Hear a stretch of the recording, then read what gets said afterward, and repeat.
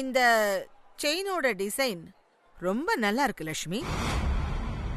எந்த கடையில வாங்குனீங்க? அம்மா அது அது வந்து டி நகர்ல ஒரு விஆர் தங்க மாளிகை இருக்குமா, அங்கேதான் வாங்கினேன். ஆமா. ஓஹோ, ஆ, அது ரொம்ப ஃபேமஸான கடையா? இல்லம்மா, கொஞ்சம் சின்ன கடை தான். பரவாயில்லையே, சின்ன கடையா இருந்தாலும் இவ்வளவு அழகான டிசைன்ஸ் எல்லாம் வச்சிருக்காங்கல்ல. ஆமாம்மா.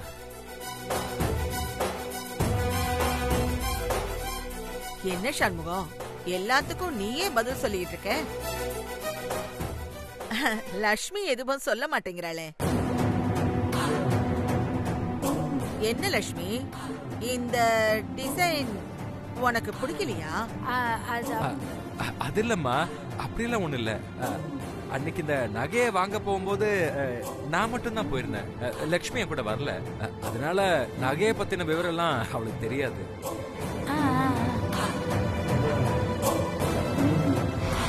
பரவாயில்லையே சண்முகம், பொம்பளை பிள்ளைங்க நகைய நீ ஏன் ஒத்த ஆளா போய் இவ்வளவு அழகா செலக்ட் பண்ணிருக்கியே. ஆமாம்மா, நன்றி. ஆமா, இந்த நகை வாங்கி எத்தனை நாள் இருக்கும்? அது ஒரு ஒரு 3-4 வருஷம் இருக்கும் இல்ல லட்சுமி? ஆமாங்க, ஆமாம்மா. 4 வருஷம் ஆயிடுச்சா? ஆனா இப்பவும் பாக்குறதுக்கு புதுசு மாதிரி இருக்கு. ஒருவேளை வாங்கினதுல இருந்து அடமான கடையில இருந்துச்சோ?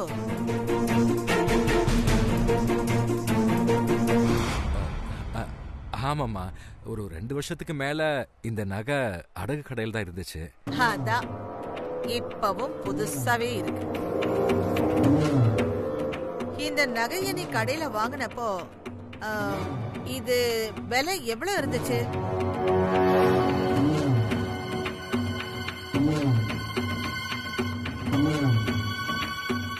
என்ன சண்முகம், இந்த நகைய எவ்வளவுக்கு வாங்கினேன்னு தான் கேட்டேன். அதுக்கே இப்படி தடுமாறுற? சும்மா விலைய தெரிஞ்சுக்கலாமேன்னு கேட்டேன். சொல்லு, இத என்ன விலைக்கு வாங்கின? இந்த நகை வாங்கும்போது என்ன விலைக்கு வாங்கினேன்னு இப்ப எனக்கு ஞாபகத்துக்கு வரல. ஏன் ஞாபகமே வராத அளவுக்கு வீட்ல என்ன தங்கமா வாங்கி குவிச்சு வச்சிருக்கியா என்ன? இந்த மாதிரி ஒரு 4-5 நகை தான் வாங்கி வச்சிருந்திருப்பேன். அப்புறம் எப்படி உனக்கு விலை மறக்கும்? நல்லா ஞாபகப்படுத்தி சொல்லு, எவ்வளவுக்கு வாங்கின? அது அப்போ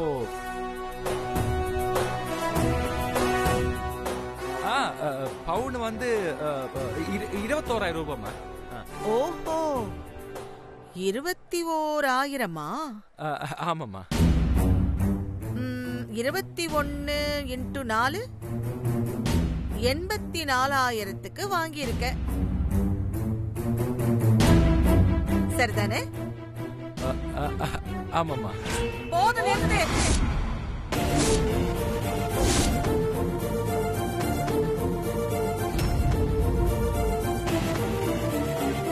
கேக்குறவ கேணச்சின்னா கேப்பையில நெய் வடியுதுன்னு சொல்றியா? என்ன, நான் தங்கத்தை பார்த்ததே இல்லைன்னு நினைச்சியா?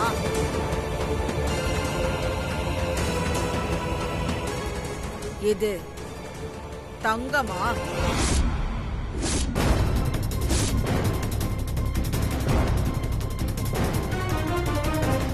கவரிங் நகையை வச்சுக்கிட்டு தங்கன்னு சொல்லி என்கிட்டயே கதை சொல்றியா?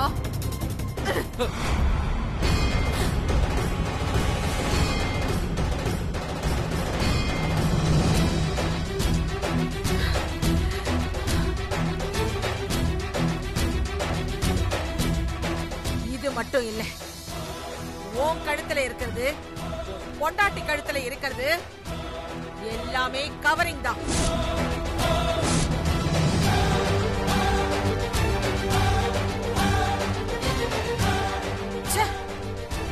நானும் உன்கிட்ட இருந்து எப்படியாவது உண்மைய வர வச்சிடலான்னு கேள்வி மேல கேள்வியா கேட்டுக்கிட்டு இருக்க. நீயும் ஒசராம கதை சொல்லிக்கிட்டு இருக்க. கவரிங்க தங்கம்னு சொல்லி ஏமாத்துறது மட்டும் இல்லாம அடமானத்துல இருந்துச்சு, மீட்டுட்டு வந்த, புரட்டிட்டு வந்தேன்னு கதையா சொல்ற.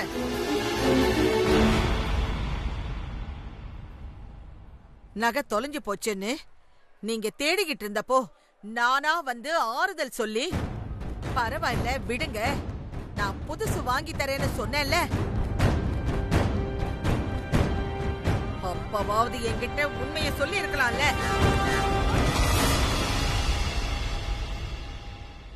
இந்த நகையெல்லாம் வெறும் கவரிங் தான்னு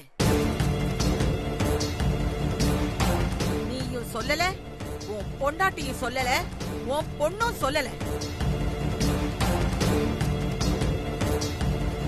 குடும்பத்தோடு என்ன ஏமாத்தி இருக்கீங்கல்ல.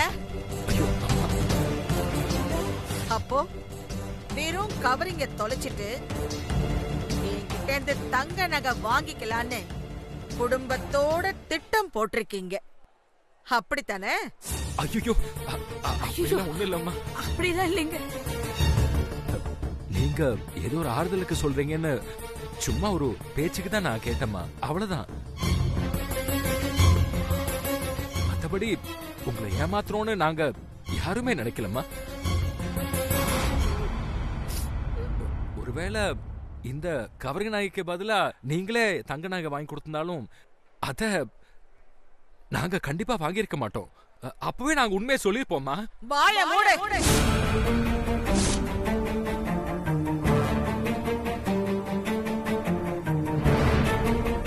உண்மை எனக்கு தெரிஞ்சிடுச்சுன்னு சொல்லி மாத்தி பேசுறியா?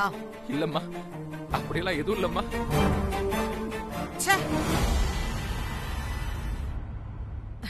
இந்த மாதிரி தராதரம் தெரியாத குடும்பத்துல இருந்து பொண்ணு எடுக்கணும்னு நினைச்சா பாரு, என்ன சொல்லணும்?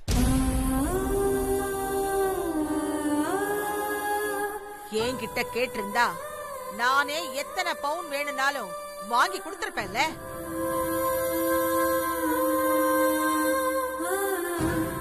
அத விட்டுட்டு எதுக்கு இந்த திருட்டு புத்தி?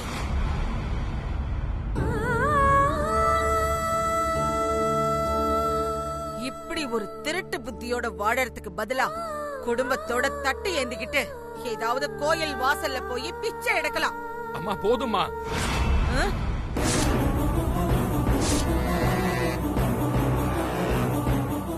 போதுமா, போதும். அனாவசியமா வார்த்தைகளை விடாதீங்க. ஓ, உங்களுக்கு ரோஷம் வேற வருதோ? செய்யறது திருட்டுத்தனம், இதுல ரோஷம் வேறையா? அம்மா வேண்டாம், தயவு செஞ்சு புரிஞ்சுக்குங்க. நாங்க யாரும் உங்களை ஏமாத்துறோம் நினைக்கல. நீங்க அவசரமா கல்யாணம் வச்சதுனால எங்களால பணம் புரட்ட முடியல. அக்க பக்கத்துல இரவலா கூட கேட்டோம், கிடைக்கல. அதான் வெறுங்கழுத்தோட வந்தா உங்களுக்கு மரியாதை இருக்காதுன்னு தான் கவரிங் நகையை போட்டுட்டு வரலான்னு போட்டுக்கிட்டு வந்தோம். ஓ, கவரிங் நகை போட்டுட்டு வந்தா மட்டும் எனக்கு மரியாதை கிடைச்சிடுமா? பாக்குறது என்னமோ வாத்தியார் வேலை, ஆனா செய்யறதெல்லாம் திருட்டுத்தனம். ஏமா எங்க பக்கத்துல இருக்கிற நியாயத்தை சொன்னதுக்கு அப்புறமும் ஏமா அப்படிலாம் பேசுறீங்க? அப்படித்தான் பேசுவேன். ஏன்னா நீ செஞ்சிருக்கிற திருட்டுத்தனம் அப்படி. திருட்டுத்தனமா? அம்மா நானா? எனக்கு அதோட அர்த்தம் கூட தெரியாதுமா. உங்களை என்னால புரிஞ்சு கூட முடியலம்மா. இன்னைக்கு என்னடா என்னோட சகோதரன் சொல்லி கையில ராக்கிலாம் கட்டி விட்டீங்க.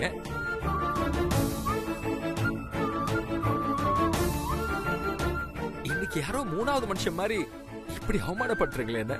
அடச்சே, உன் கையில ராக்கி கயிறு கட்டுனா நீயும் நானும் சமமாயிட முடியுமா? நான் என்னைக்கும் கோபுர உச்சியில இருக்கிறவன்.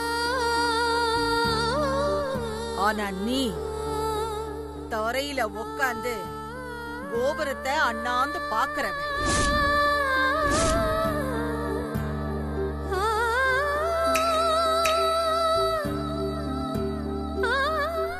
என்னைக்கும் நீ எனக்கு சமமாயிட முடியாது. பணக்காரங்கன்னா இப்படிதான் போல இருக்கு. தேவைக்கேத்த மாதிரி நிறத்தை மாத்திப்பாங்க. நீங்களும் உங்க பணக்கார புத்தியை காட்டிட்டீங்கல்ல. என்ன சொன்ன?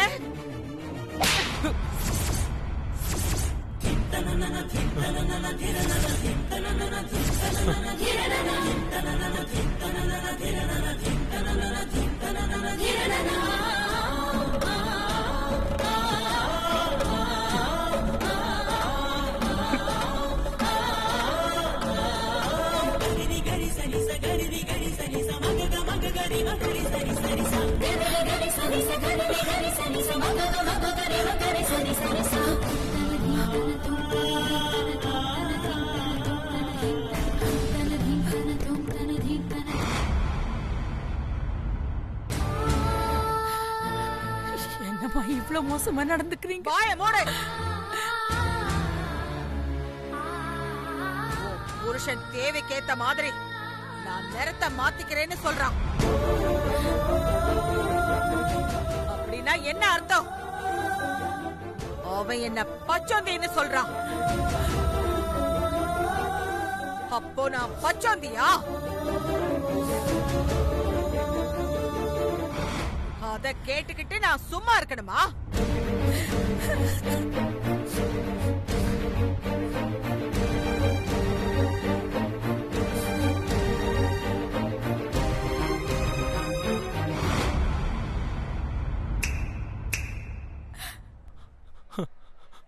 இத பார், உன் புருஷன் கவரிங் நகைய தங்கன்னு சொல்லி என்ன ஏமாத்தினது தப்பு. அத நான் கேள்வி கேட்டா உன் புருஷன் என்கிட்ட மன்னிப்பு கேட்டுதான் ஆகணும். அத விட்டுட்டு தேவையில்லாம வார்த்தைகளை விட்டு என்ன அவமானப்படுத்த கூடாது. அதுக்காக தான் அடிச்சு. உடனே இத போய் உன் பொண்ணு தென்றல் கிட்ட தெரியப்படுத்திக்கிட்டு இருக்காத. அப்புறம் அவ தன்மானம் அப்படி இப்படின்னு புரட்சி கீதம் எல்லாம் பாடி இந்த கல்யாணத்தை வேண்டான்னு சொன்னாலும் சொல்லுவா.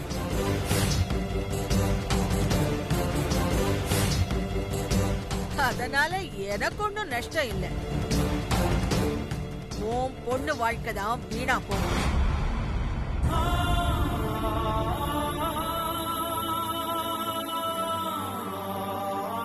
மண்டபம் வரைக்கும் வந்துட்டு உன் பொண்ணு கல்யாணம் நின்னு போச்சுன்னா அசிங்கம் அவளுக்கும் உங்களுக்கும் தான், எங்களுக்கு இல்ல.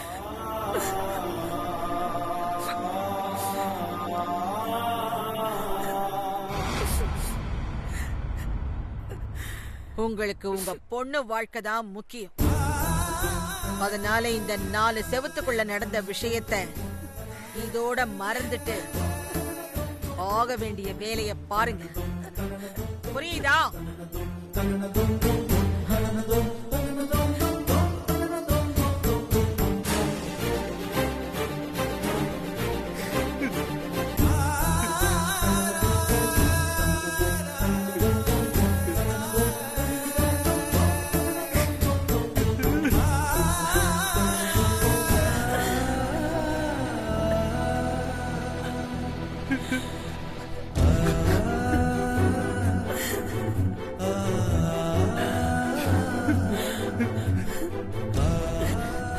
ஐயோ ஐயோ ஏங்க இப்படி உங்களை அடிச்சுட்டாங்களே.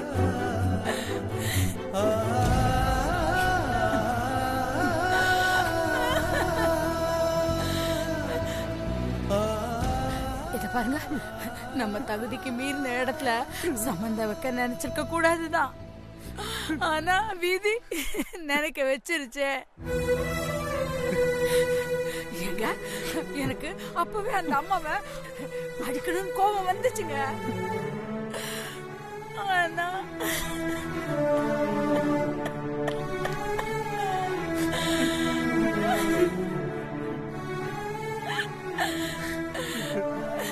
முடியலைங்க. நம்ம தன்மானமா பொண்ணு வாழ்க்கையான்னு பார்த்தா பொண்ணு வாழ்க்கை தாங்க எனக்கு முக்கியமா பட்டுச்சு.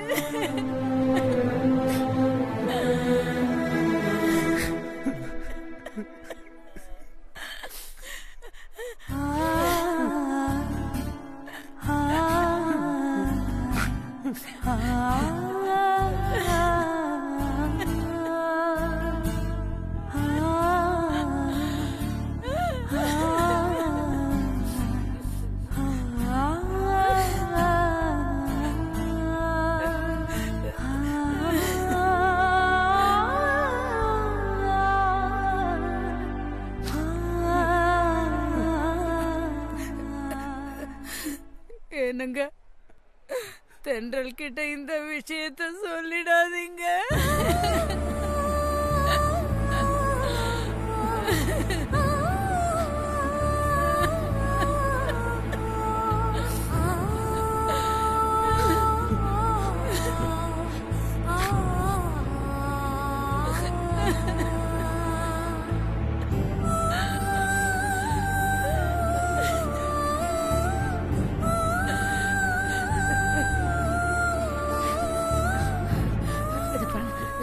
அழாதீங்க, நீங்க மனசு ஒடிஞ்சிட கூடாது. இத பாருங்க, நீங்க மனசு ஒடிஞ்சிட கூடாதுங்க. நீங்களே இடிஞ்சு போயிட்டீங்கன்னா எங்க கதை என்ன ஆவறதுங்க?